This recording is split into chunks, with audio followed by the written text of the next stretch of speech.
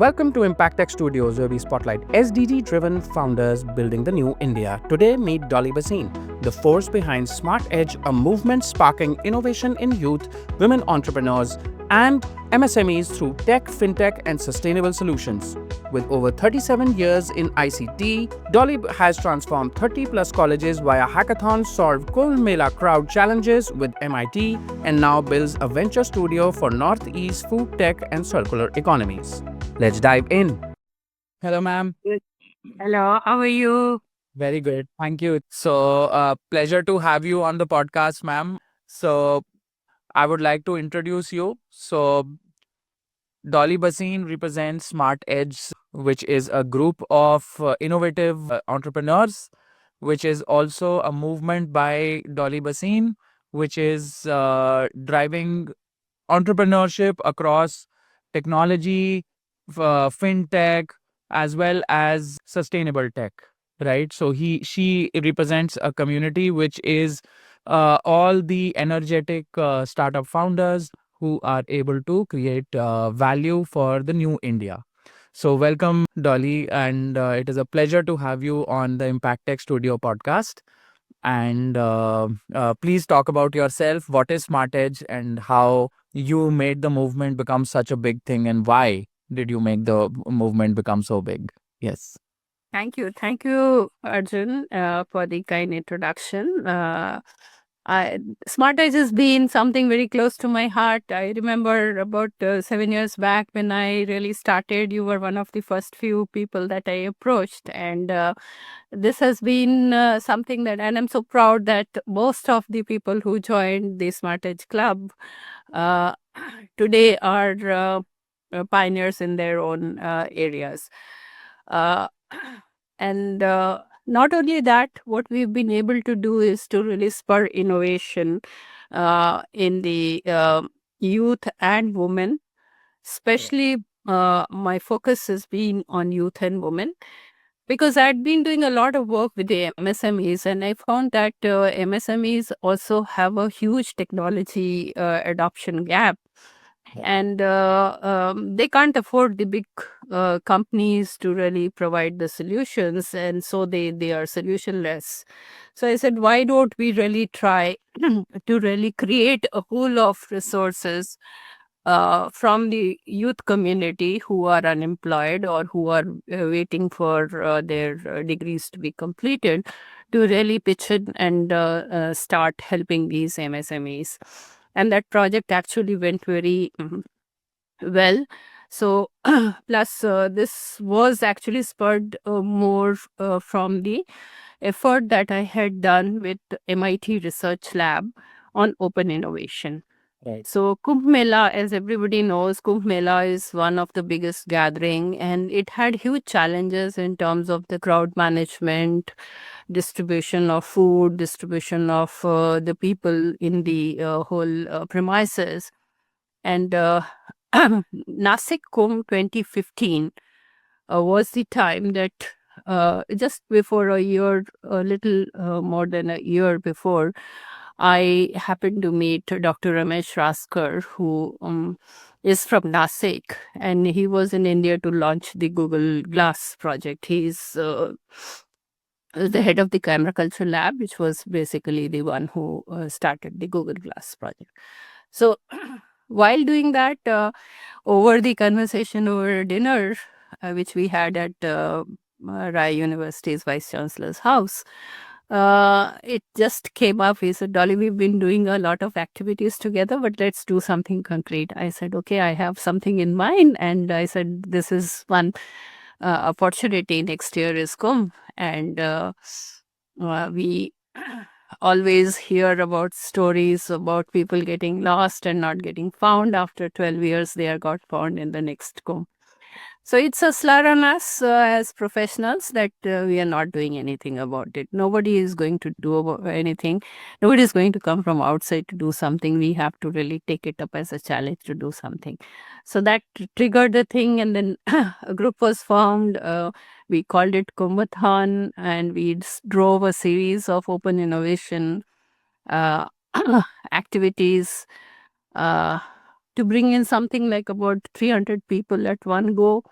And 8 of such events happened across multiple cities and over a week's duration, where it actually we first thrashed out the problems which are there and then really brought in innovative ideas to be developed like a build-a-thon. So across 8 such kubathons, what we called it, we actually solved most of the problems.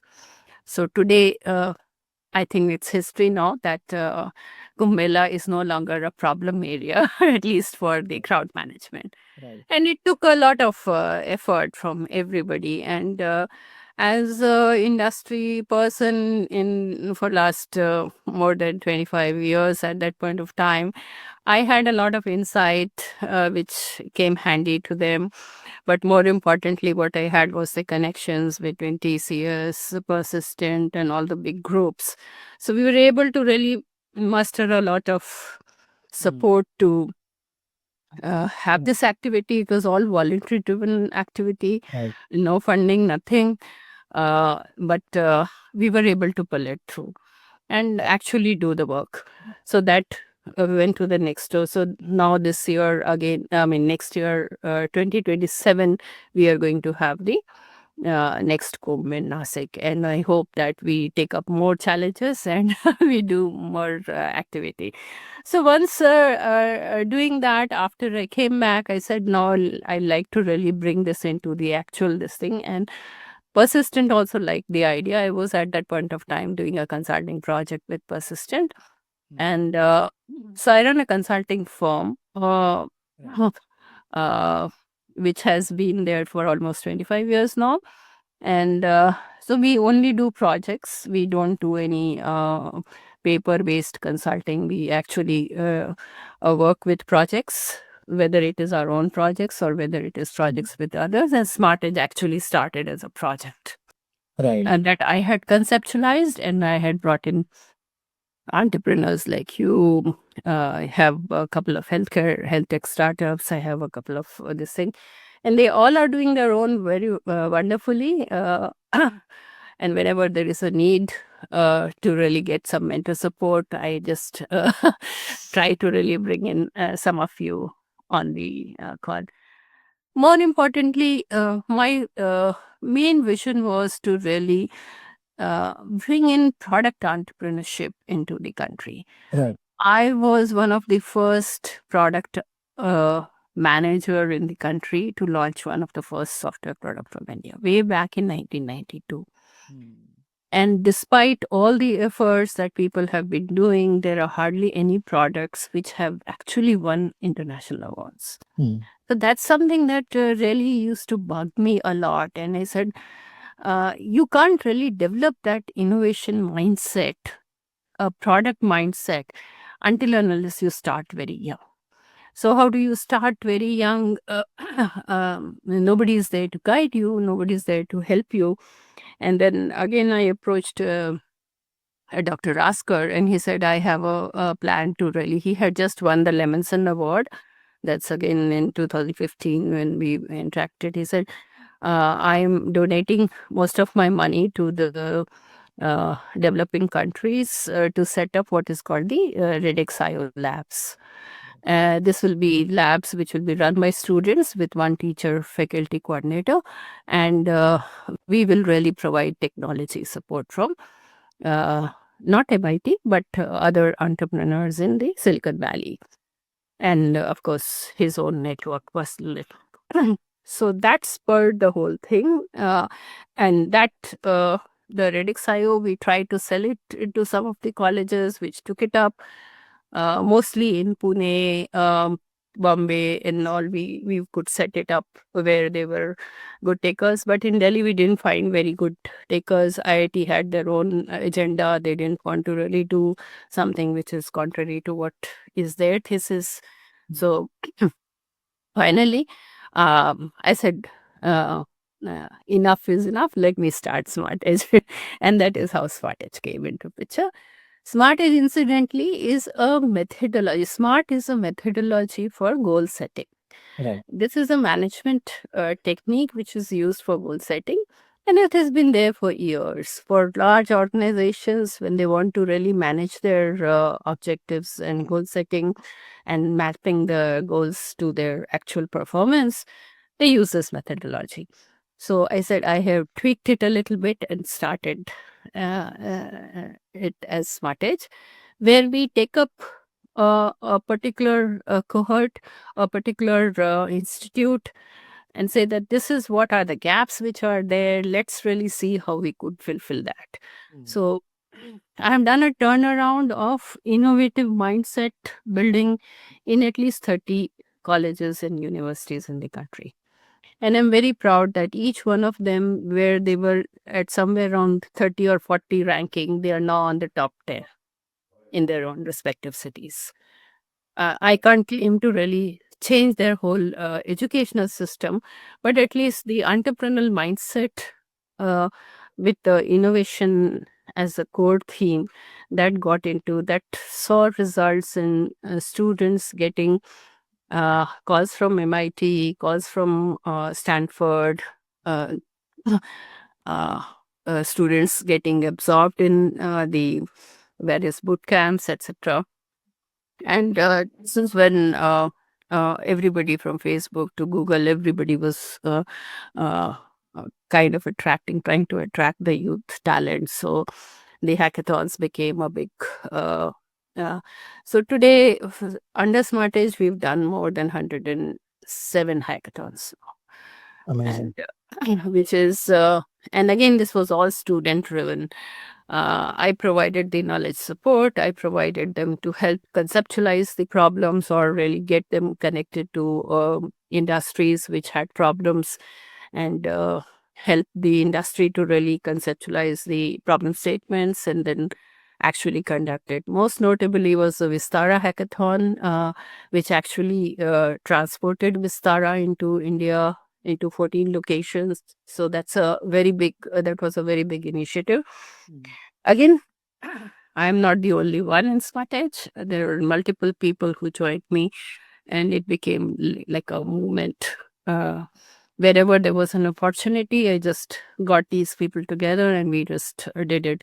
Somebody got a hackathon order, somebody got sponsor, somebody wished in as a mentor. So the net result is that this whole ecosystem has now been developed, and I literally became the connector to all as an individual to really bring in. And of course, my 40 years of experience helped me to really kind of get them connected to the right people. Having said that, today we are at this stage that we need to really make a structure out of it to make sure that we have a really meaningful culmination of the efforts that have been done. And that is what I'm currently working on, which is to set up a venture studio. Right. So the current platform that is being transformed into a venture studio, where we intend to bring in sustainability focused venture funds to really support us. So the whole focus of Smart Edge has shifted from pure tech entrepreneurs to sustainable tech, inclusive tech, and also governance based. So my basic this thing has shifted towards sustainable future. So give me an understanding of the venture studio that you're building. What is the roadmap and what are the kind of first steps that you want to take now towards that? So the first step that I had taken as a test, so the SMART methodology basically revolves around that and it's combined with lean approach of Eric Rice, that you really do things, test out the idea, do a mapping on a piece of paper, test the idea, develop the prototype. And so we've used hackathons for that, we've used ideathons for that, and then develop your plan. So the same thing I did earlier. I was doing it purely for women entrepreneurs separately, and for Smart Edge only for youth. No gender, this thing. But then I combined the two together, and now the whole approach is geared towards helping people understand whether it is small and medium enterprises, whether it is the young youth, the startups, or women entrepreneurs, to really come together and understand and bring sustainability into whatever they're doing. Which means that it's a long call, but how do you make business out of it? You can make business out of it if you really understand what are the real sustainability challenges. Everybody saw in the pandemic, during the pandemic, that we have a huge issue in terms of really being affected by pandemic. And work literally came to a halt. But some of my entrepreneurs, the whole target is to really move towards the future of work. Work is going to be done in a sustainable manner in the future. If we don't really transition towards that, we are going to have a problem. So, and now how do you build? There were very few people who were building sustainable tech. Everybody was wanting to do it as a service model. But sustainability related technologies, but the opening of EVs and opening of this thing, and after the pandemic, the transition actually happened when we saw people really realizing that climate is not something to mess with. We need to really make sure that we saw that during the pandemic, during the lockdown, we had the best air quality. We had the best people who could still manage to work while not being transported to the offices, and the amount of transportation related pollutions coming in. So now there is a need to really kind of reorganize the whole workforce in a manner that it aligns itself towards the sustainability goals. This is where Sustainable Future Ideathon was conceptualized. Right. And I chose, so just to give you an idea, uh, when we really talk about sustainable tech, the global green technology and sustainability market size is about 23.1 billion. Okay.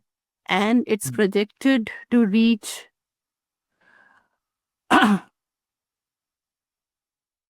79.65 billion. I'm only talking about the sustainability tech market. Okay, this is not sustainability related or climate change related market share. Right. Just to make people really adopt sustainability practices. Interesting. So with a growing CAGR of 23.1% between 25 to 30, I think we have a huge market, which is a big market opportunity.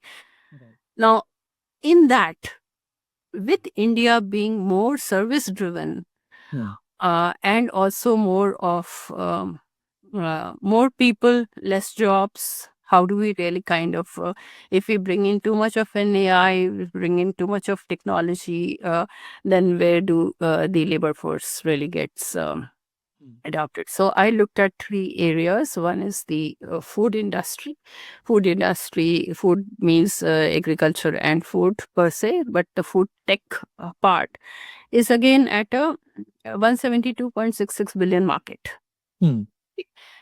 And this is again projected to about 354.94 billion by 2030, which is a CAGR of 9.9%. That is almost 10% between 2023 to 30. So considering that, we have a huge, and one of the biggest challenges that the food industry faces is the automation and digitalization of the food supply chain. Which is where the real gap is, because agriculture is technically a rural subject. We don't have urban-based farming or urban this thing. So we categorize these two areas, that how do we really promote entrepreneurs to really bridge that gap between the urban rural divide, and see how entrepreneurs who are in the urban areas really pick up the marketing and the supply chain related logistics with the rural markets. Just to give you an idea, during the pandemic, we did So I had partnered with Shobit University, and we did one conference at a national level, of course, online at that point of time, on food related this thing. So what came out of the this thing that this area of so Shobit University is in Meerut. Now, Meerut is a very good food hub as far as it also has a lot of medicinal plants in this area. But more importantly, nearby some of the areas, very good mangoes are produced. The mango farm owners hardly get 5 rupees per kg. And the actual people who are selling it at the shops, at least the same mango, 100 rupees. So just imagine the amount of this thing that surcharge that is happening. Multiple reasons for that, and I'm not getting into it. But what was required was already the right technology to be brought in into this thing. So we thrashed around multiple technologies. What are the problem? What are the challenge areas? How do we solve them? And IIM Lucknow took it up as a project. They have a separate center for this, and this Shobit University also started working on it. I had presented my paper in terms of, as a thought leader, I've always been really looking at solving these problems at scale so that we can really make the. I'm very proud that some of the observations that we compiled have actually been implemented in UP, and UP is now getting much more value just on the drones, application of drones in this thing.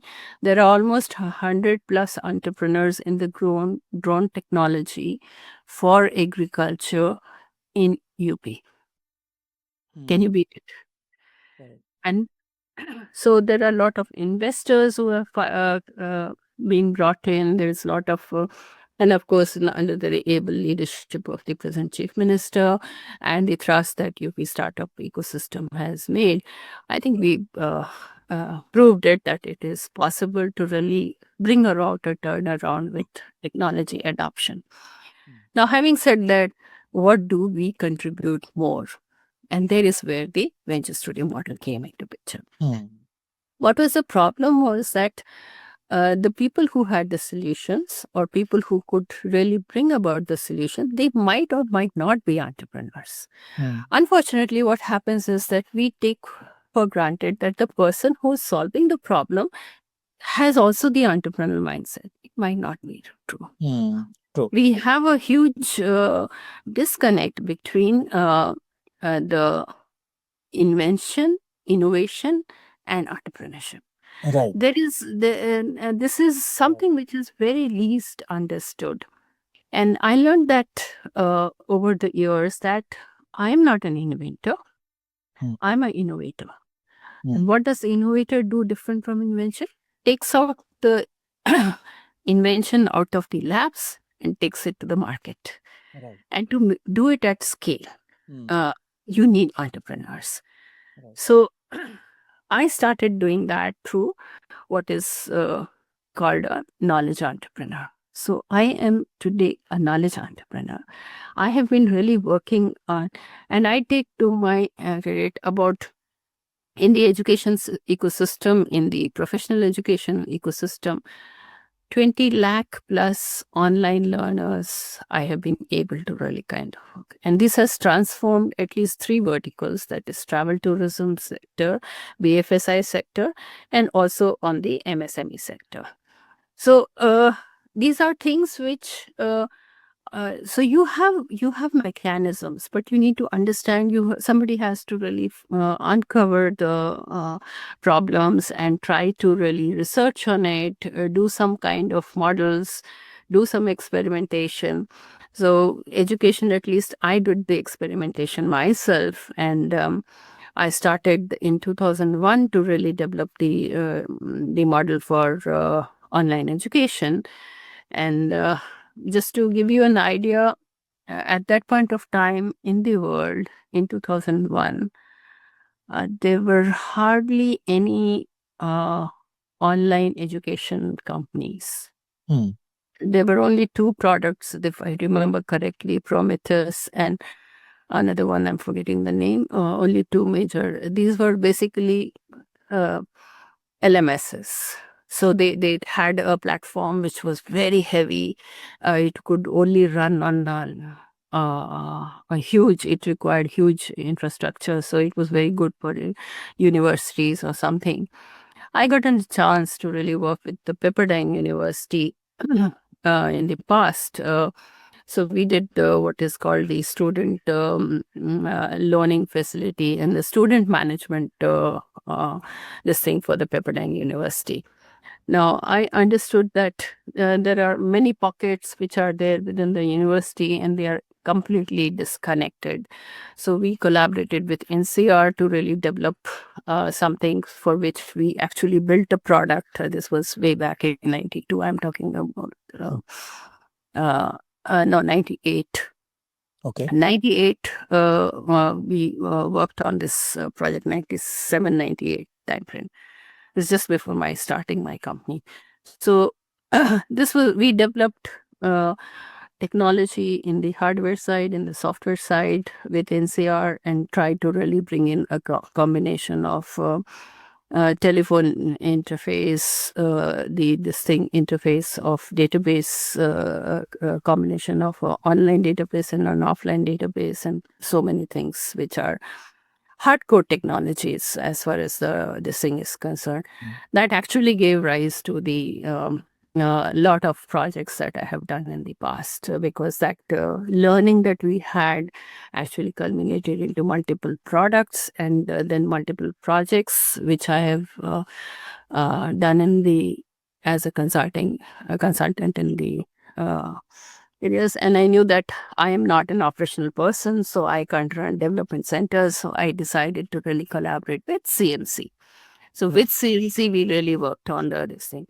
So the same model I'm trying to apply. So, ma'am, what is CMC for my audience? CMC was a public sector organization, Okay. which is one of the most profitable company. And most of the automation from the passenger reservation system of the country of Indian Railways to the air flight monitoring to the, you name it, every major government applications were done by them. Being a government arm, being a PSU under a government this thing, they had the edge over the others. But more importantly, they were the offshoot. So when IBM left India way back in 79, that was the time when government acquired the assets and created this company called CMC. Okay.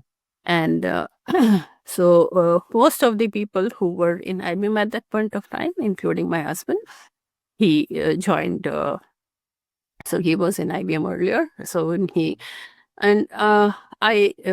somehow I had an interaction with them ever since I started my career. Earlier as a vendor to them, then as a partner to them, and then again back as a consultant to them. So this way we were able to really bring in large projects. So I conceptualize the project, help them to really kind of get the orders, get the funding, get this thing, and take that model to the next. So I'm trying to do the same thing in the venture studio model, where we are really looking at the sustainability related funds and saying that, okay, this is your focus. We will develop a hackathon, ideathon, and run it for you to really do the scouting. The biggest problem is the discovery of this. And discovery is not possible because you are wanting to really discover something at the end point. Right. Now, you need to do the discovery at the beginning point. That means a startup to be really able to come to a stage where they have some profitable business model, where they require funding. Until unless it is IITs and IIMs, I don't think that we have that capability to really conceptualize or in the smaller ecosystems. When I say smaller ecosystems, I'm talking about the tier 2, tier 3 cities. At the same time, the colleges which are not very, I would say, future ready. Uh, some of them are exceptions, and I take a lot of pride that these are some of them that I have been involved with in the beginning. So the whole gap is that innovations are not something that can be done overnight. You have to be constantly doing that. Now, who's going to do that? So there has to be some group which is doing it, and there could be different groups doing it. So the best way that I found over my last 40 years of career, my biggest this thing has been doing innovative projects. And just to give an idea, 500 crore worth of projects I have done in my 40 years of this thing. And these are projects with the first telecom network in the country, first message switching system in the country, first whether it is hardcore technology or whether it was a software development or whether it was a project for digital transformation. I've done it all. So the same approach I'm taking when I'm conceptualizing a project. Okay, so, and it started about 3 years back when I developed this sustainable future project for one of the most backward districts of the country, which is in Kokrajhar. Actually, it's not Kokrajhar, it is Bodoland. Okay, Bodoland is one of the most backward areas, and it constitutes of 5 districts, out of which one is Kokrajhar. So under Kokrajhar, there are almost 20 odd villages which are there, and these are the abject poverty. And there is a central university in that area. So after looking at doing my entire research, I found that this is the most appropriate starting point. And if I get them some funding, we should be able to really bring in some results. And when you show results, then you have a replicable model so that you can replicate it. So I chose that because Northeast has the highest potential for digital transformation because it is very localized, but it has a lot of challenges. And I won't go into, everybody knows that Northeast India was completely disconnected from the country with very little, I would say, integration into the mainstream India. But with the openings of airlines and railway routes and a lot of tourism happening, it is now a thriving Right. possibility. Right. And after the current Prime Minister's initiative of declaring the Seven Sisters as Ashtalakshmi, that means even bringing in Sikkim into it, and reviving the focus of Northeast in terms of honing this, I said this is the right time to really get into the Northeast ecosystem. And I have done the entire project plan for it, and it's on the fag end right now. But we have steered the hornet's nest in terms of that these are the challenges, these are the problems, and it is more or less for the entire Northeast because all the Northeast states are small. They can't do rapid industrialization. They have to really look at the local based economy development, which has to be digitally enabled, which is what is the challenge because how do you really talk to 200 different tribes and where each tribe doesn't talk the language of the other tribe. So it's a huge challenge, and the challenge today has a possibility to be solved by the technology today.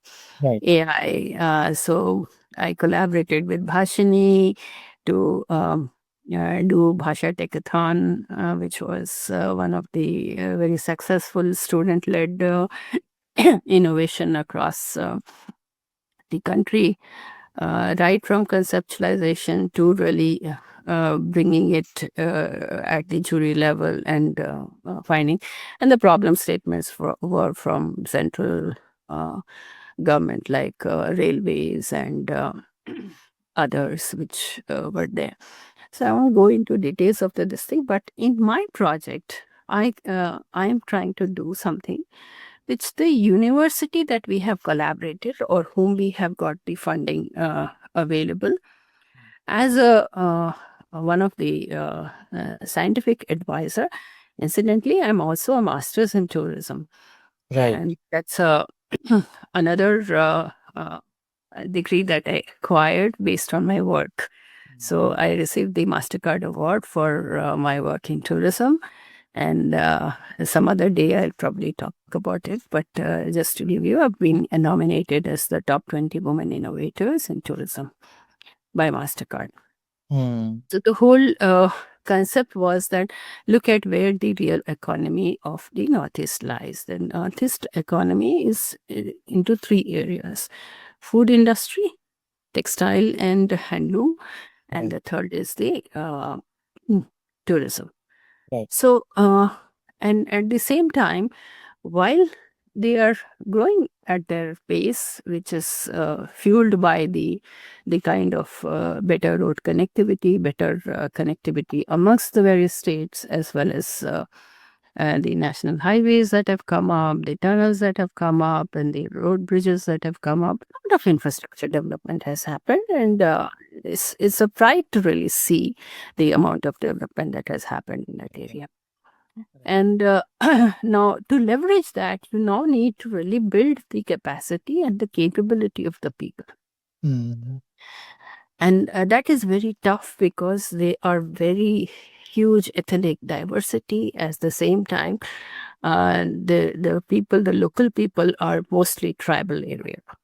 It's mostly inhabited by tribal areas. There are almost 20 plus tribes which are government recognized but have huge challenges in terms of it getting extinct or losing their identity in your future.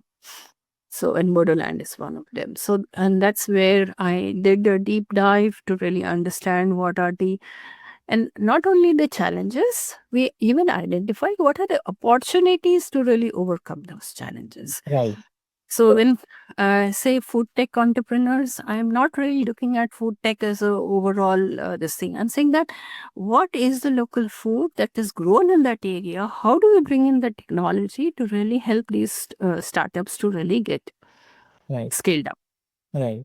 Which brings in more in terms of, so for example, Kokrajhar has now been declared as the, under the ODOP scheme, as the best mushroom grower. Right. Okay. Now, mushroom is something which is very exotic. They have multiple kind of very exotic mushrooms, and we had a special EDP on that. But what we identified that almost 40% of the mushrooms go waste because it is a perishable commodity.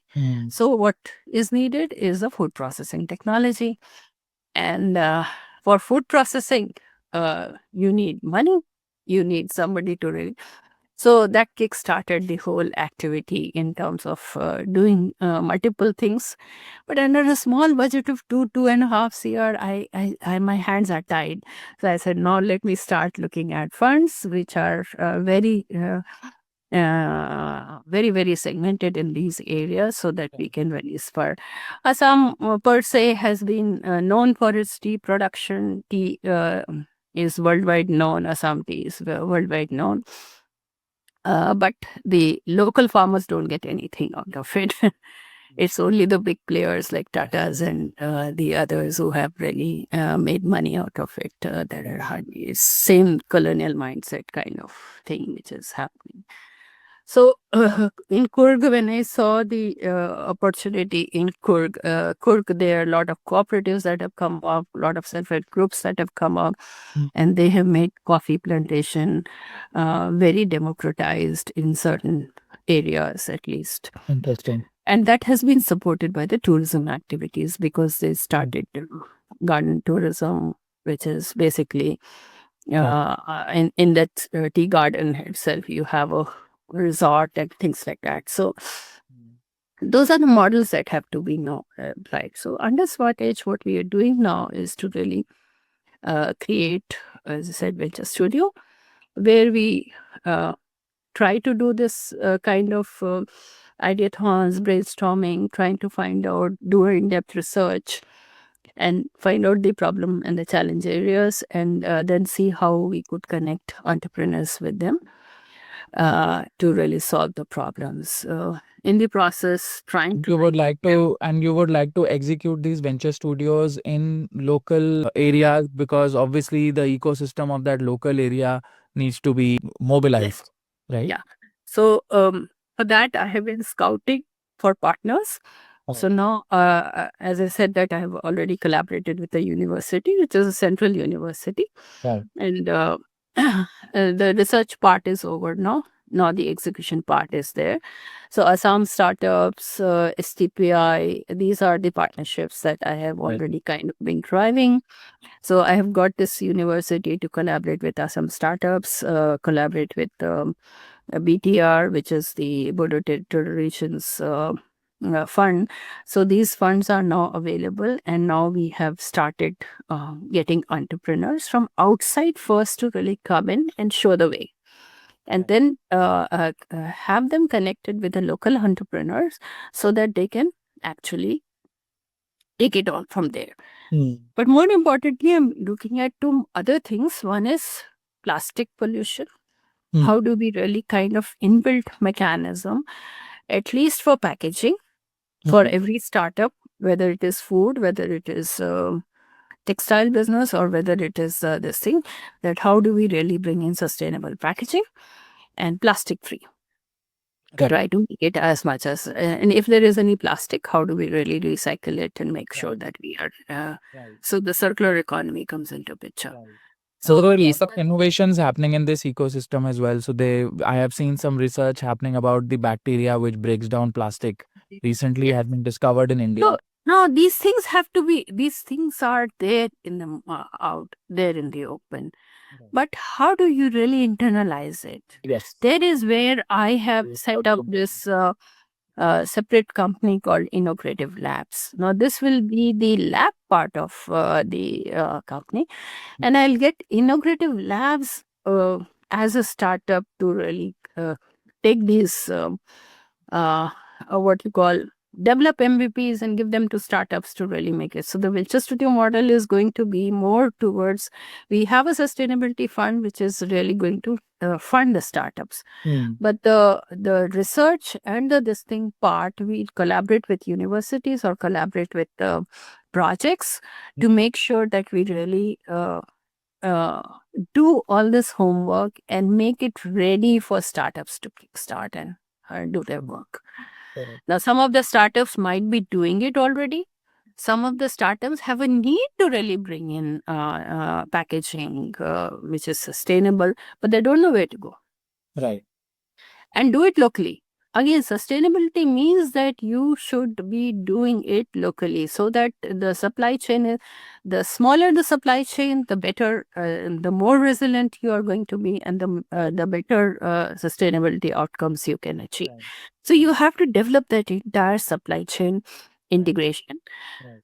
Not just the supply chain integration, but the value chain integration. Value chain is where for the production of the product itself, whatever are the ingredients that have to go into it, they all have to be in one place. Now, to give you an idea about that, like Kokrajhar produces almost 40% of the Iri silk. Okay. Iri silk is the most expensive silk and most in demand in the international fashion world. Okay.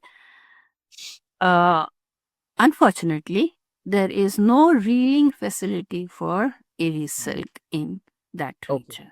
Okay. Okay. So, A very this is specific problem. If somebody very can specific discover problem. it, then it can be. So it goes, whatever silkworms it actually uses this particular Iri silk is called the Ahimsa silk. It is Right. an open cocoon. So the cocoons have to be transported to places like Chhattisgarh and Jharkhand and other areas Right. where they're not producing it. It's actually the cocoons are cultivated here and they are transported to that place and the reeling is done there. Lot of inefficiencies in the processes, but more important, the transportation cost, a huge transportation cost. And then there is a who builds the cat, who Right. actually kind of pays the money beforehand. Right. So these farmers are they are still hand to mouth existence. They just don't get the real value. Mm. So there are a few entrepreneurs that I had been helping much before I started this Right. project. Right. There is a startup who's a woman entrepreneur. She's migrated to Delhi. She's in Noida now after marriage, and she has taken up a couple of looms, and she's basically integrating the work and getting EV silk production there. Likewise, there is another woman entrepreneur in Delhi where she's good at marketing. She came from the marketing and finance background, so she's also doing the same thing. And together, both of them have been really doing good work. So I want to integrate all these efforts, and I think you met one of them in one of the Yes. conferences with me. Yes. So the whole idea is to really bring in integration of all these diverse efforts which are being done. So singly you can do only something, but Right. together you can do much more.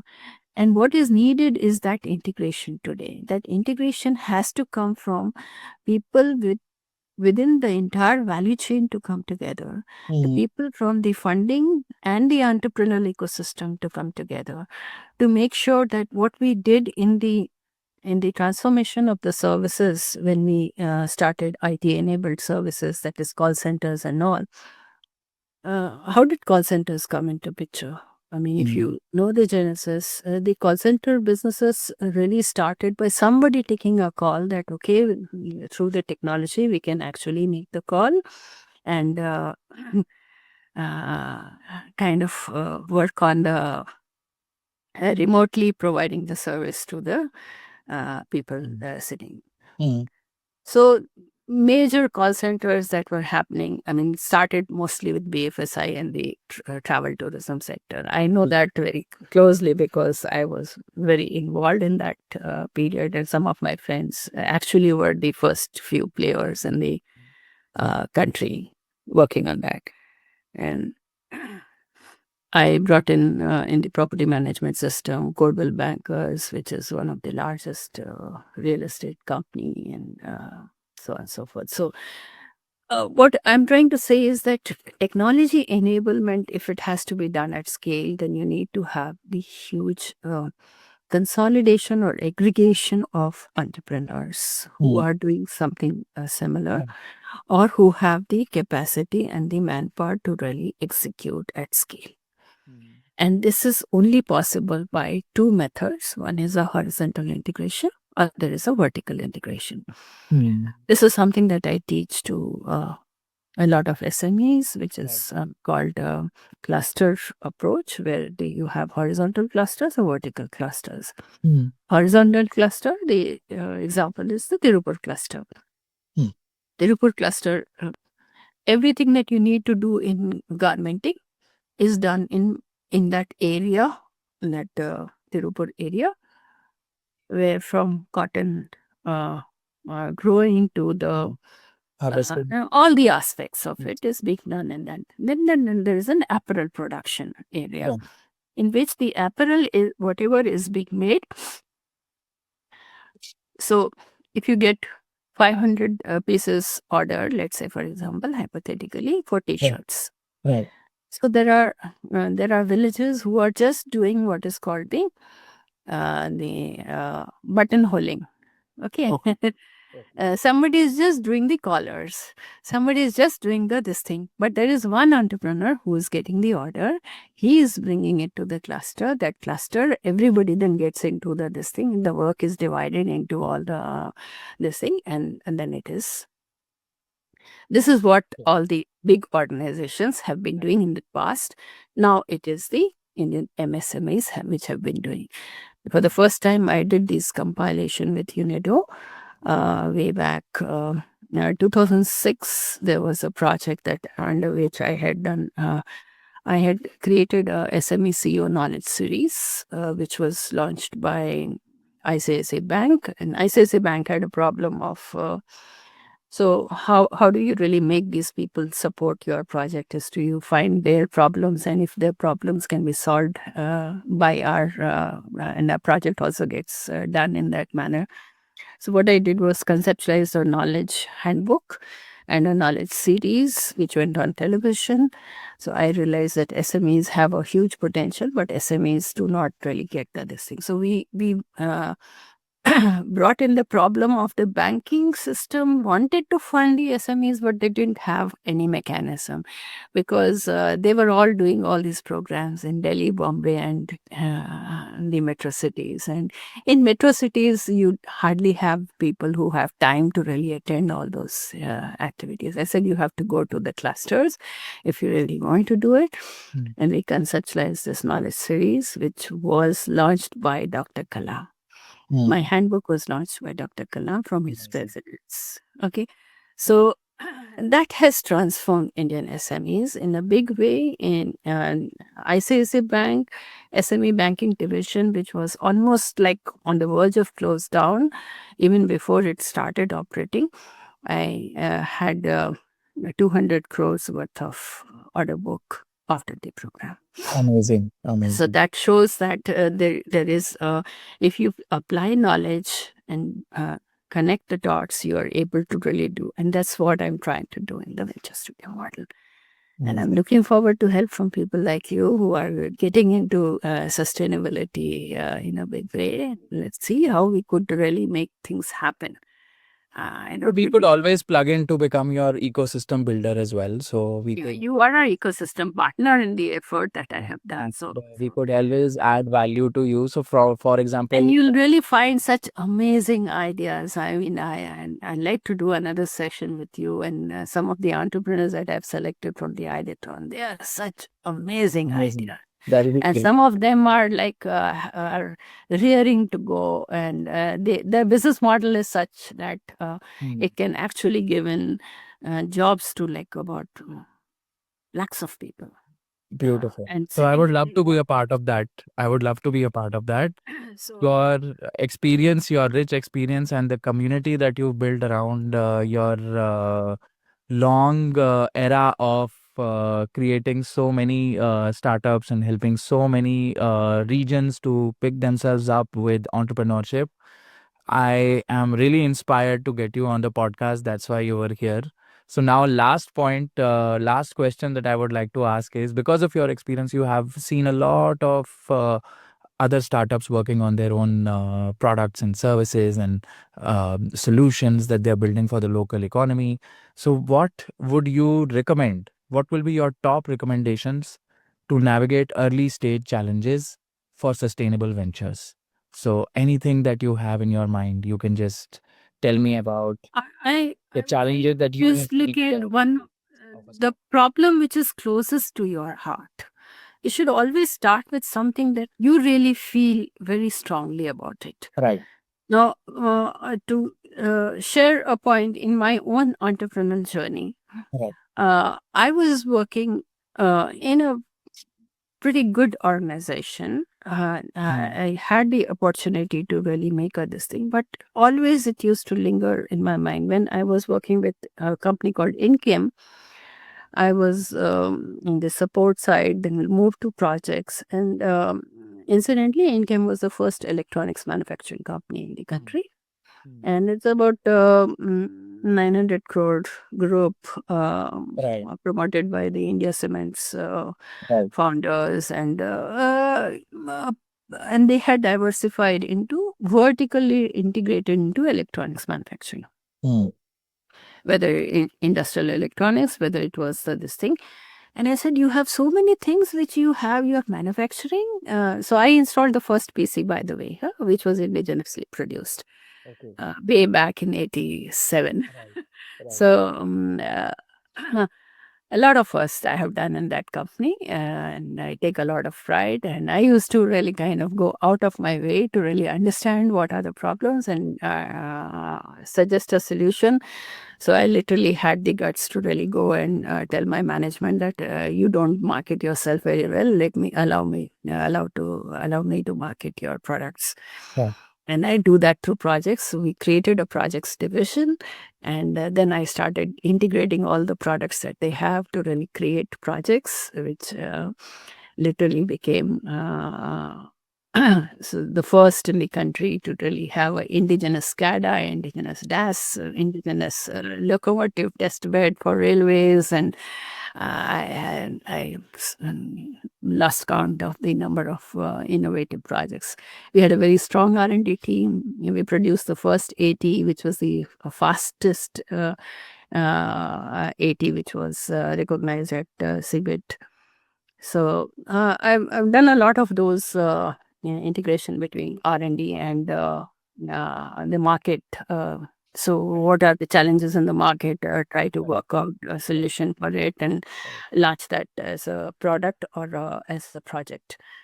So, and that includes verticals like newspaper automation, the data acquisition system and monitoring SCADA systems and railways. And so these things I learned that if you really do a project and you do it well enough that you productize it, then you have a huge market.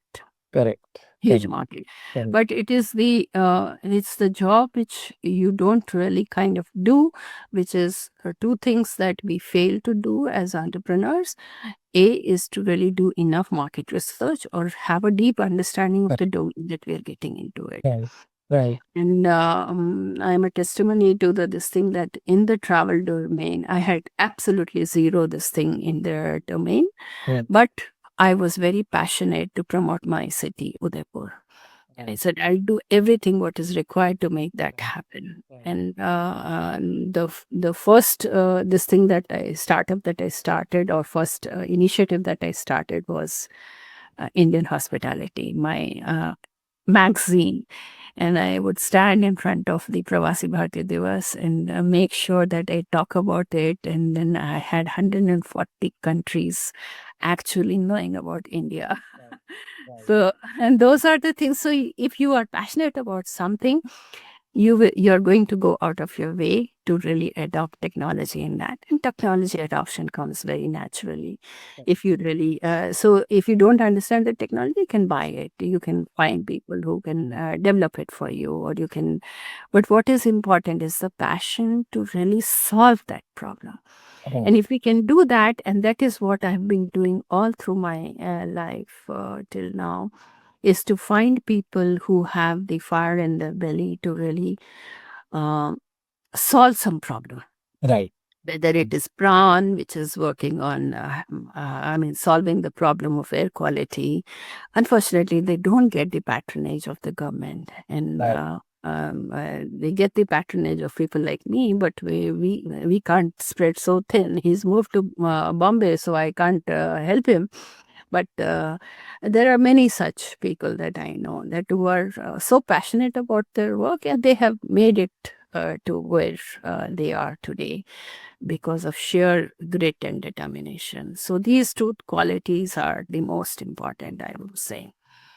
And of So- course, you have to keep finding strategic partners. That's the third thing that I would say. Correct. Amazing. Strategic. So strategic partners would obviously drive your value chain from upstream to downstream and create values. Somebody who's already a known figure. So, for example, I chose to really, have my name at the back end, and I chose to partner with TradeWings Group, because I found that it's a dying company. It doesn't it's a monolithic kind of organization run by one of the oldest travel company, but they have 550 offices across the country. So I said, it's a ready-made distribution network. Why don't we start online learning that? And I literally leveraged the 14 of their offices to launch my online learning. Then that gave me 17 lakh students in 5 years. So it's a very easy win if you really. And one more thing that I'm observing about you is also that keep the cycle moving, otherwise the cycle will fall, right? The future is only by those who are actually continuously working on it and not stopping at it, right? So anything, the challenge when it comes through, you have to just keep moving because moving keeps the balance up. And one thing I like to also add there is that every 5 years I change my domain. I don't really stick to that domain, despite the fact that I'm passionate about travel and tourism. I have not done anything in the last 10 years in travel tourism because that momentum has been created. Now, now I'm getting back into it because I want to bring in sustainability into tourism, Right. sustainable tourism. Right. But and that too, Northeast, especially. And that is where I think a lot of opportunities there, and other startups I've just discovered who are also doing similar work and can be a plug-in to your solutions as well. So I'll be very happy to introduce you to two startups that I've just interviewed. It's your Smart Edge is equally your. Yes. You are a part of it. He invite the One, people I and know, invite the number group. Yeah. So it's your this thing. It's not my solo. I'm not a solo entrepreneur on Smart Edge. I never really talk about. I talk about it as I founded it. I made it a platform for everybody to really come and use my expertise if you need it. But you use it as a platform. I'll connect you with the right players. That's all that I can do. Amazing, amazing. So pleasure to have you, Ms. Dolly. It was a pleasure to have you on our podcast, and amazing insights from your journey of around so many years. I can't even count them, and the number of impacts that you've done. Is this thing And the number of experiences. So it's more than 40 years if you look at the impact that you've created in the ecosystem. So so amazing, ma'am. Pleasure. So we'll connect offline, and I'll create the next start. Looking forward to for you to be back and be back in Faridabad to really do the next event live. So I'm coming back on 23rd. So I'll be there till 16th of Jan. So Incidentally, if you remember the Ideathon, I chose IdeaShacks as a venture to launch the Sustainable Future Ideathon. it was my pleasure, ma'am. My pleasure to host you. Thank you.